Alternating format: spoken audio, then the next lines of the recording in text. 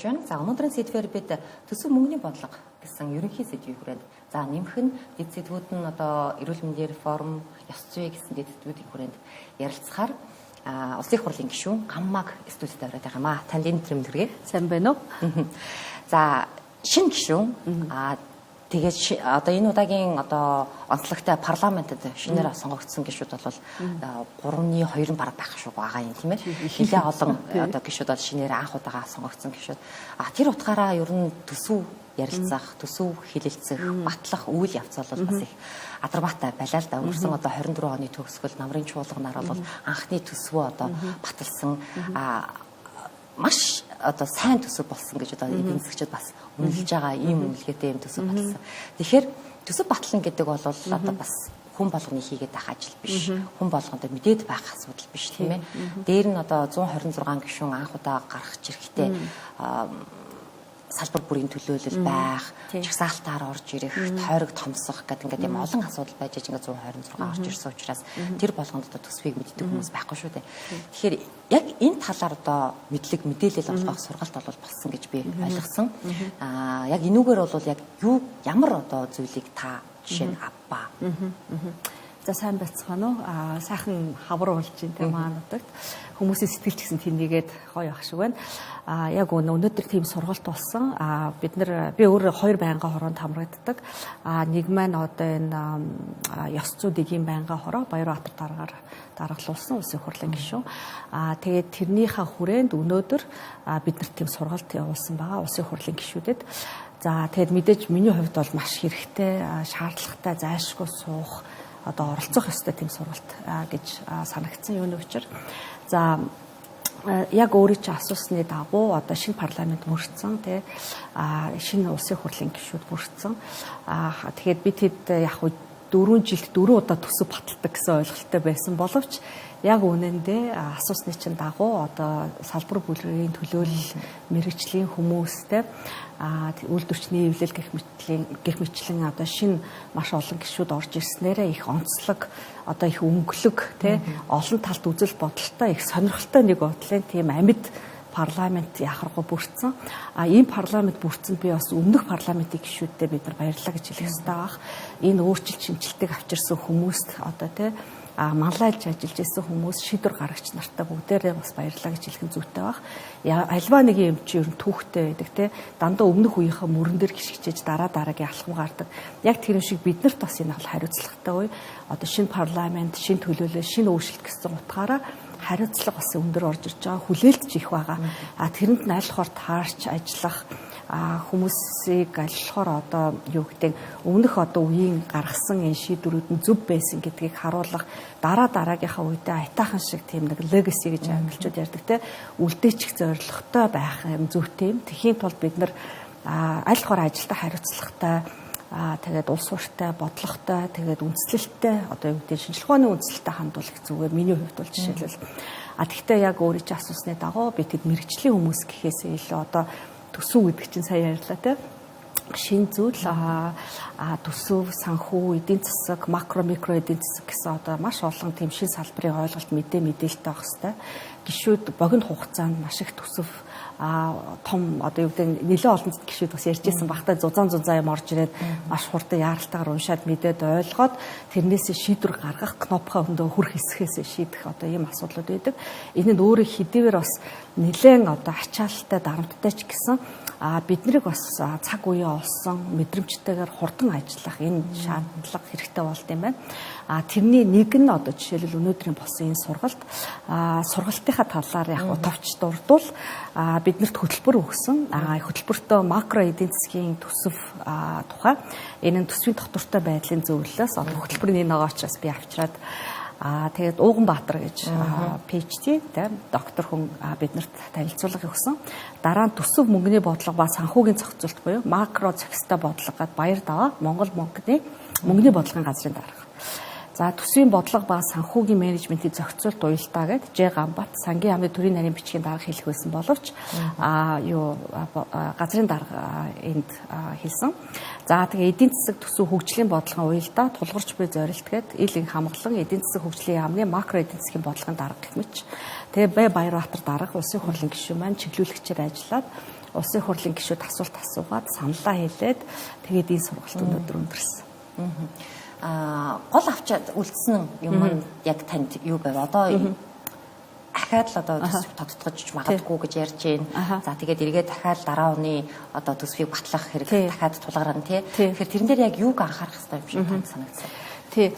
За яг наа чинь бас их гоё асуулт байна л да. Одоо өргөн дэлгэрээр том зургаар нь харах юм бол нэгдүгээрт одоо төсвийн сахилга бат гэдгийг маш их ярьж байгаа тийм. Төсвийн сахилга батыг хангахын тулд одоо хангалттай бас харьцангуй сайн дүрм журам хууль тийм батлагдаад явж байгаа. Гэхдээ тэрний хэрэгжилт тэр болгон очоод байдаггүй. Одоо энэ нь маш олон салбар дээр харагдсан байна. Зөвхөн төсөвдөр ч шүүрэн те биднийг харахаар зэрэг хууль дүрм нь бол байгаа.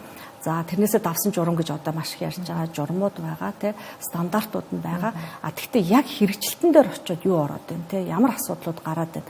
За улс төрийн шийдвэрүүд гарч ирж байгаа яаралтайгаар те тэр нь одоо жишээлбэл миний хувь хүнд ч гэсэн одоо жишээлбэл би өөрөө хамгийн анхны төсөв батлахтаа бодож байсан бодол бол улсын хурлын гишүүний хувьд төсөв батлана гэдэг чинь өөр ашиг сонирхлын зөрчилгүй байх хэвээр. Гэтэл зүгээр том зургаараа харахад тойрог инч гэдэг юм уу те яахааргүй тойрог дээр очих зовлонтой юм байлээ л те. Би говьгаар явж исэн, зүү аймагуудаар явж исэн, одоо сонгуулийн өмнө сонгуулийн дараач очихоор маш олон асуудал шийдэх хэрэгтэй байдаг. Яахааргүй нүдэн дээр одоо цэцэрлэг усан тавтцсан, эмнэлэг усан тавтцсан, юу эсвэл дээвэр нь нурцсан, тэрнээсээ болоод хүүхэд гимтсэн, өвдсөн ч гэдэг юм уу те.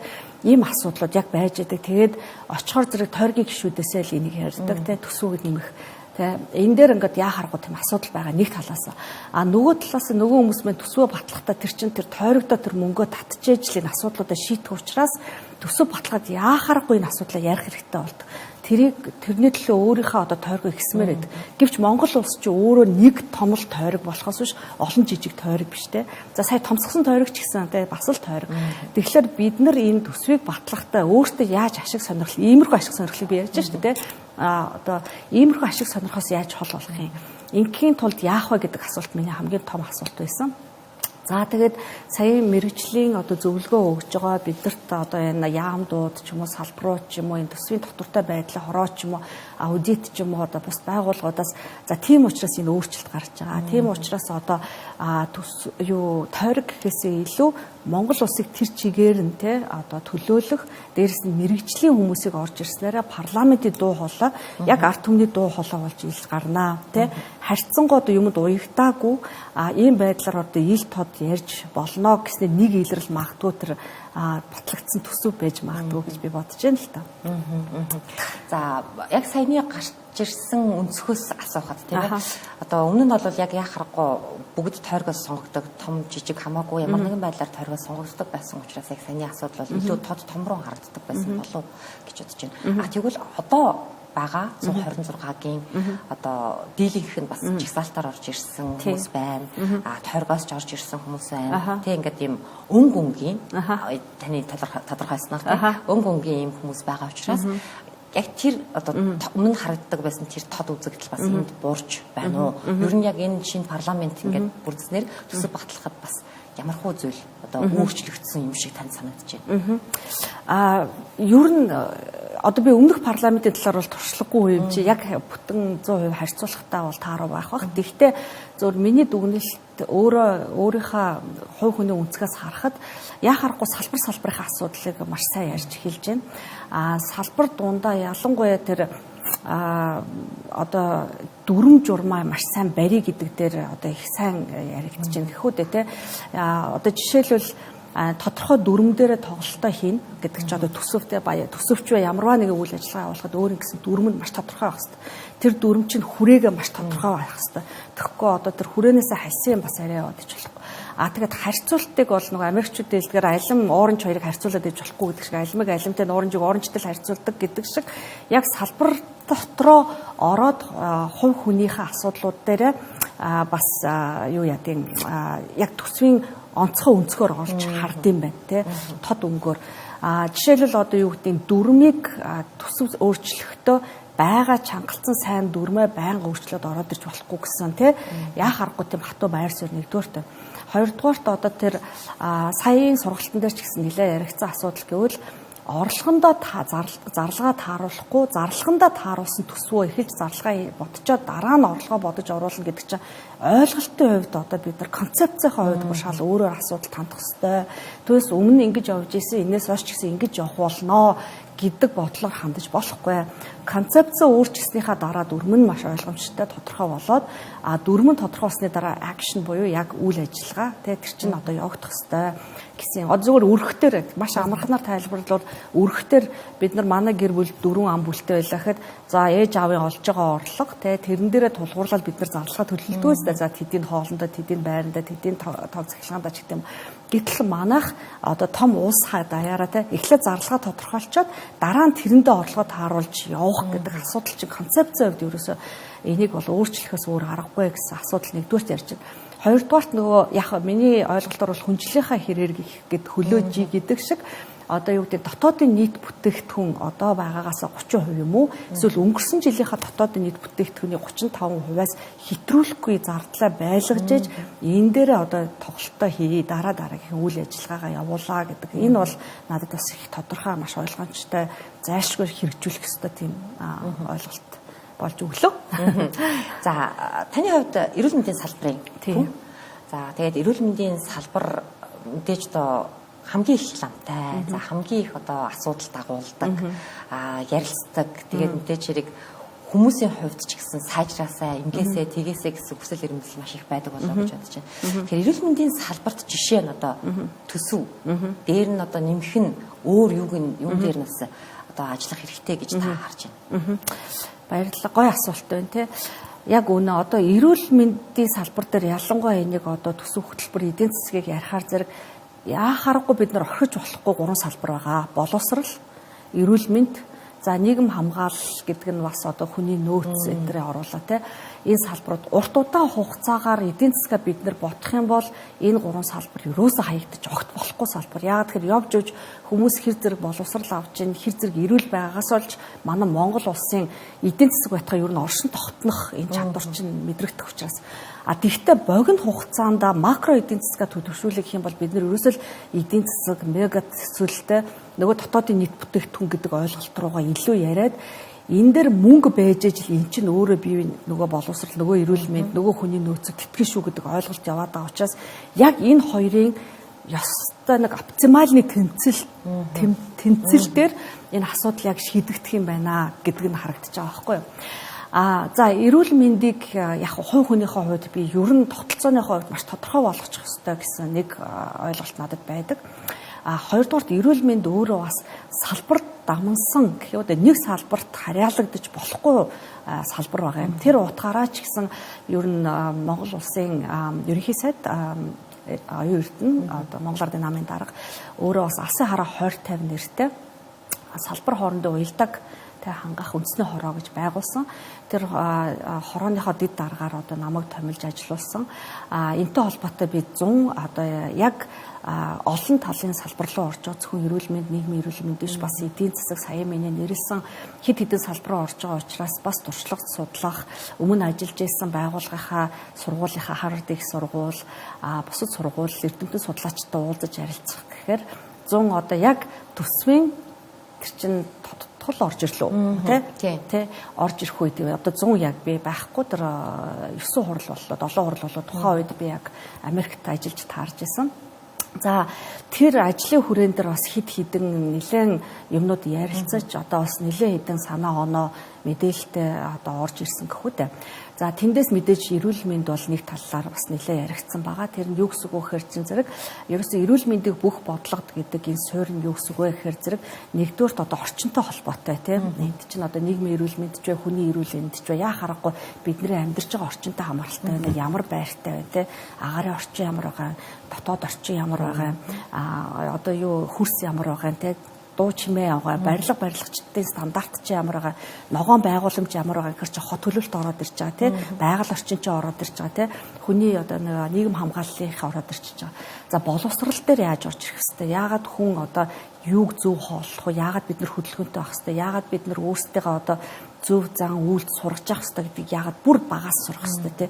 Юу идчихэж энэ хүний бие чи эрүүл байж одоо сэтгхүү чи эрүүл байх юм те. Гэх мэтчлэнгийн асуудал. За тэгээд эргээд нөгөө аялал жуулчлал, спорт, бараг бүх яам салбар, эдийн засаг те одоо бүх юутай холбогдож явдаг учраас за эдгээрийн бид нар яг зөв цэгтээр нь орж яг мэрэгжлийн салбар болгоны төлөөлөл ялангуяа одоо чагсаартлаар гэж нэрлэдэг боловч Монгол улсаа нийтэд нь төлөөлөх энэ улсын хурлын шинэ гишүүдийг гол салбар яамдуудтай оруулсан ийм бүтэц бий болгосон тийм. Эрүүл мэнд эмнэлэг тусламж хариуцлагын тогтолцооны талаар тийм ажлын хэсгийг би өөр ахлаа явж байгаа. За энэ ажил дээр харахаар түрүү миний ярьснаар тогтолцоонтой бид нар социалист буюу коммунист тогтолцоогоор яваад байна уу? Одоо яг капиталист системээр яваад байна уу? Магадгүй бүр либерал систем руугаа орох юм уу? Эднэрийн одоогоор бол яг нийлмэл нэг тийм холцтой маягаар яваад байгаа байхгүй юу? Бас аргагүй л баг. Бид нар 3.5 сая хүн амтай тэрний одоо тал бараг хувь нь Улаанбаатартай амьдарч байна. Тэгш бус байдал бас одоогоор байгаад байна. За тэгээд хөдөө орон нутаг гэсэн том хязгааргүй одоо орон зайд маш цөөхөн хүмүүс амьдарч гэдэг юм уу. Монгол улсын маань өөрийнх нь бас онцлог байгаа тийм. Эндээ таарсан чадвартай, чанартай эрүүл мэндийн тусламж үйлчилгээг яаж хүргэх вэ гэдэг асуудал бол явж бас Монгол хүмүүсийн тэр чигээрээ одоо асуудлуудын нэг болж таарж байгаа юм. За тэгээд бодохоор зэрэг эрүүл мэнд эмнэлэг тусламж үйлчилгээ гэдэг юм чинь өөрөө хязгааргүй юм. Хүн бол байнгын энэ бол зогсошгүйгээр явж явах ёстой процесс. Нөгөө талаас нөгөө эрүүл мэндийн даатгалын сан гэдэг чинь өөрөө хязгаартай юм. Баггүй юу? Тэрийг бол одоо хязгааргүй үйлчилгээнд яаж тааруулах юм бэ? Яг хөө энэ дээр нэг асуудал гараад байгаа нь гүйцэтгэлийн санхүүжилт гэдэг асуудал гарч ирээд эрнээсээ болоод бас нэлээд буруу зүрх ойлголтууд төрсөн нь болов гэсэн ойлголт хот хөдөөгийн эмнэлгүүд ер нь одоо эрүүл мэндийн байгууллага анхан шатлалт төрөлцсөн эмнэлгүүтэй явж эмч эмнэлгийн байгууллагатай уулзж яхад харагдчихна. Юу вэ гэхээр зэрэг аль болохоор одоо эмнэлэгч нь сайн гүйцэтгэлтэй буюу маш олон салбар руу орж гэдэг нь одоо мэсэлч хийгээл дотрооч үзэл, хүүхдээч үзэл, бүхэл үйлчлэгээг үзүүлэл эдрийгээ төлөөд сайжруулах тусам мөнгө ихээр орж ирнэ те. Тэгэхээр чин мэдээж тийшээгаа л аль болохоор салбараа хөгжүүлэх гэж оролдоно байгууллага те бодлогооч гэсэн. Гэтэл нөгөө талд болохоор чи тэр болгоныг санхүүжүүлээд авах мөнгө нь бол байнгын дутагдaltaй байх учраас энийг одоо автоматар аль болохоор бууруулах, багасгах гэхээс илүү яг бодлоготойгоо буюу гарц одоо тэ яг гарц үрдүн чанарт суурилсан тийм санхүүжилт байх хэрэгтэй. Энэ бол яхааргүй төсөвтөг уйлт. Түрүүнтэд би нөгөө алсын харааг энд юутай уух гэж ярьж эхэлсэн бэ гэхээр бид нар чинь одоо ер нь сүүлийн хэдэн жил буюу 30-аад жилдээ 11 тийм урт хугацааны бодлого байгаа. Энэ дотроос одоо бол алсын хараа 20-50 гэдэг маань яг идэвхтэй хэрэгжиж явж байгаа. 3 нам ч гэсэн энэ дээр хамтраа засгийн газрын ч гэсэн мөрийн хөтөлбөрт энийгээ тусгаад ингээ явж байгаа тийм үү. Тэгэнгүүт алсын хараа гэсэн одоо энэ урт хугацааны бодлого маань өөрөө дунд хугацааны бодлого нөө сэргэн тий шин сэргээлтийн бодлого байна. Одоо нөгөө 5 жил 10 жилийн хөтөлбөрүүд байна. Тэгэхээр засгийн газрын мөрийн хөтөлбөр үйл ажиллагааны хөтөлбөргээ 4 жил тэгээ жилийн улсын тий одоо энэ төсөвтэйгээ уялдаж явах хэрэгтэй. Уялдаж явахын тулд яах ёстой вэ гэхээр чинь хэмжих зүйл нэг байх ёстой байхгүй. Суур нь адилхан байх хэрэгтэй. Нэгдүгээр суураа зөв тавиараад тэгээд яг суур хэмжээнүүдээ зөв хийгээд тэрэн дээр үнэлт хяналтаа зөв хийсний үндсэн дээр 20,050 онд хүрэх ёстой зорилгох маань одоо KPI гэж ярьдаг тийм шалгуур үнэлгээнүүд энэ эргээд энэ дунд хугацааны бодлого богино хугацааны бодлогынхаа яг суур үнэлгээнүүд тэгээд шалгуур үзүүлэлттэйгээ таарж иж энэ чинь тэндээ очно гэдэг энэ бодлого дээр л яхаарахгүй бид нар одоо салшгүйгээр уялдаатай ажиллах ёстой шаардлага гараад байгаа. За сүүлийн хэсэг буюу одоо сүүлийн сэдв гэж хэлж байна. За мэдээж одоо энэ шинэ гишүүд бүрэлдэхүүнтэй холбоотой за мөн одоо шинэ кейсүүд гарч ирсэнтэй холбоотой ч гэдэг юм уу. Яг энэ ёс зүйн асуудал бол хурцаар хөндөгдөж тавигдаж эхэлж байна. За мэдээж хэрэг сүүлийн үед бол ингээд хүмүүсээс ёс зүй нэхэх тий хариуцлагатай байхыг хариуцлага нэхэх ийм асуудлууд ч гэсэн иргэнээс их гарч байгаа учраас за та өөрөө ч гэсэн ёс зүй дэгийн байнгын хороод байдлын хувьд яг энэ ёс зүй дэгийг бас бид нэр яг сайн хангаж, хангуулж ажиллаж чадаж байна уу гэдэг надад нэг асуулт байна. Яагаад энийг асууж байгаа вэ гэхээр өнөөдрийн сургалт ч гэсэн яг энэ дээр орсон байлээ.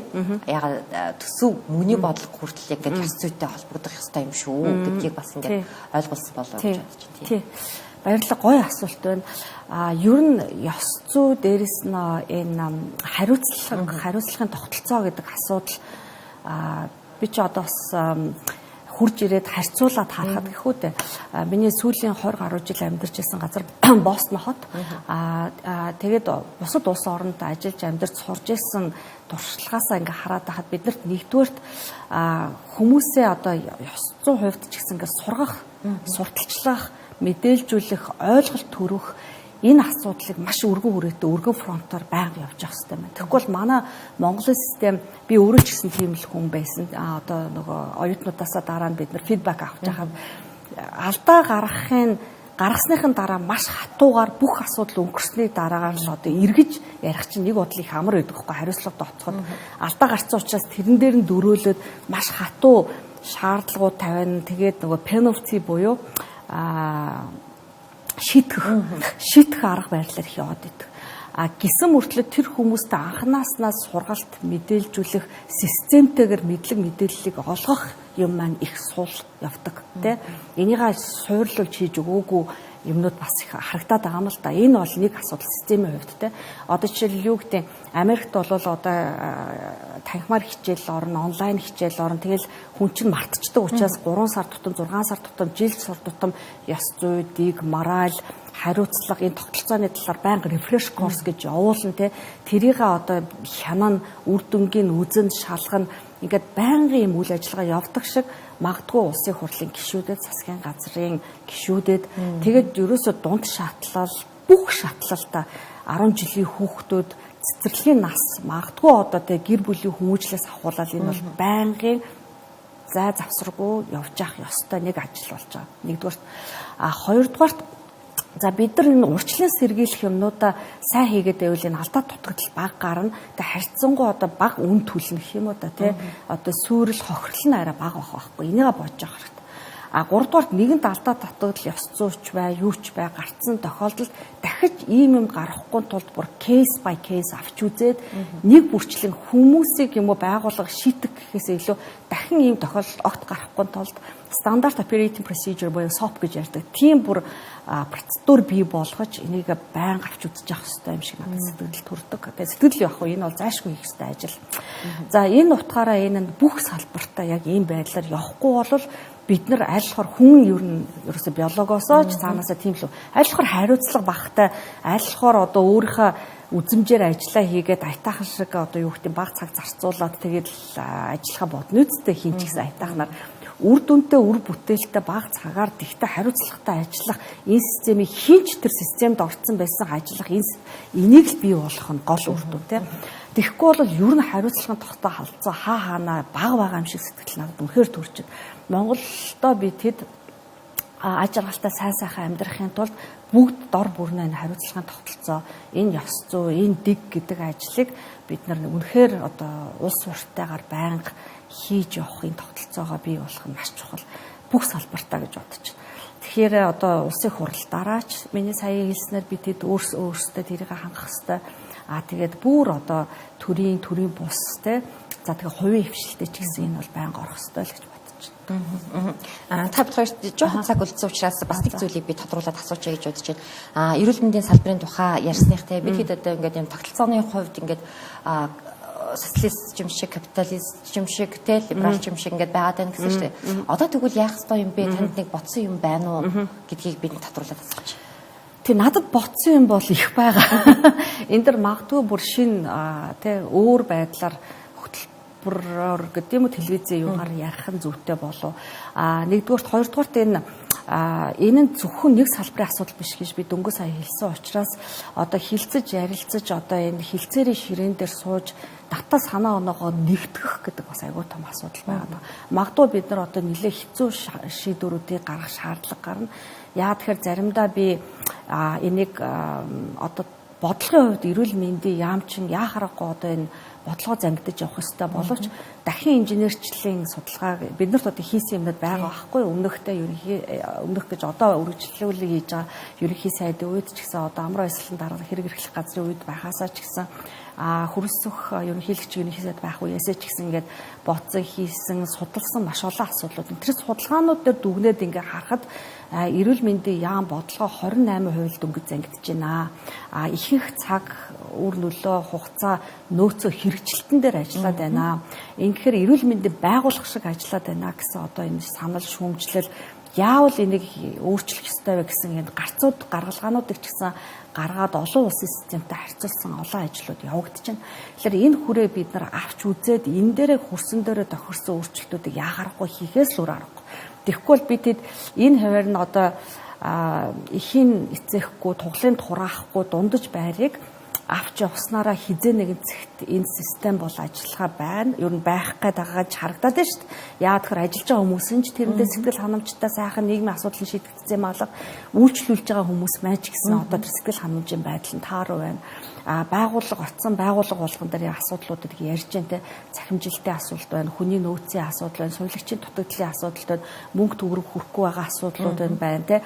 Тэгээд эрүүл мэндийн байгууллагыг одоо хагас засаглал гэж ярьдаг. Засаглал бие даасан байдлыг үнэнгээс нь одоо бий болгох энэ асуудлыг ч гэсэн ярихгүй бол бид нар одоо нэг талаасаа бүх юм нэг газар яг төвлөрчхөөр энэ асуудлуудыг яаж бие даасан ашиг сонирхлын зохицролгүй за том юм ч юм уу ийм ханганы ч юм уу эсвэл одоо ийм тийм байгууллагуудаа ч гэсэн ямар байдлаар тэгш харилцаанд орж эцэст хувь хүн одоо эрүүл байх ерөөсө тогтолцоо харахад маш амархан байхгүй. Эрүүл мэнд сайжирсан л байх хэвээр. Эрүүл мэнд сайжирсан байх хэвээр тэр хүн санхүүгийн хохирол амсаагүй байх хэвээр. Үр ашигтай одоо хүртээмжтэй тэр одоо эрүүл мэндийн үйлчлэгийг авцсан байх хэвээр. Тэрийг бид нар авч чадж гэнэ үгүй юу гэж зүгээр гараал харъя. Тэгэнгүүт энэ тогтолцооч ажиллаж байгаа мó юу гэдгийг бид нар бүгд өөрсдөө хариулж чадах хэрэгтэй байхгүй. Тэ. Маш сонирхолтой байлаа. Тэгээд цаг гаргаж ирж ярилцсан танд маш их баярлалаа. Их баярлалаа. Өнөөдөр бид та бүхэнд өнөөдрийн сэдвээ үзүүллээ. За өнөөдрийн сэдвээр зочноор Улсын хурлын гишүүн Гам оролцсон юм. Хамтдаа анхаарлаа хандуулсан танд баярлалаа.